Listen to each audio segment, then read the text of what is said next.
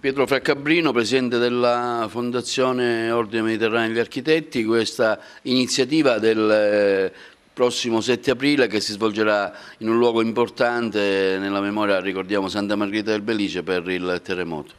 Sì, anche in questa occasione continua la sinergia piena tra l'Ordine degli Architetti di Agrigento e la Fondazione Architetti di Agrigento, che ricordiamo è uno strumento dell'Ordine,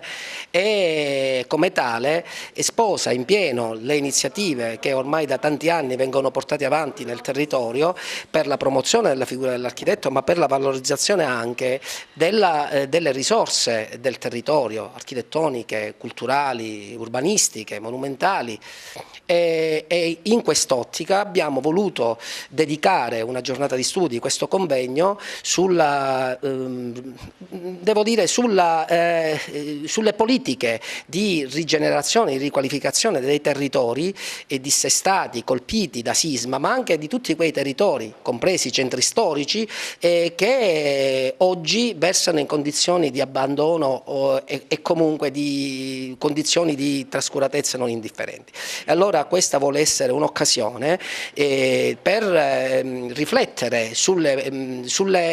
effetti della ricostruzione in questi 50 anni nei comuni colpiti dell'Agrigentino colpiti dal sisma e sul valore che i centri storici e le periferie oggi possono assumere se obiettivamente e efficacemente trattati con politiche di rigenerazione e riqualificazione efficaci. In quest'ottica la Fondazione, oggi rinnovata con un nuovo consiglio che è passato da 9 a 11, si rivela estremamente attiva unitamente al Consiglio dell'Ordine degli Architetti nel continuare a perseguire questi obiettivi. Santa Margherita Belice sarà l'occasione per presentare la nuova sezione di protezione civile. Si tratta di un presidio composto da oltre 50 colleghi architetti che mettono a disposizione la propria professionalità nel campo della protezione civile, appunto. L'obiettivo è quello di fare prevenzione attraverso i monitoraggi dei centri storici dei comuni della provincia di Agrigento e rilanciare quella che è la riqualificazione urbana. Un altro aspetto è quello di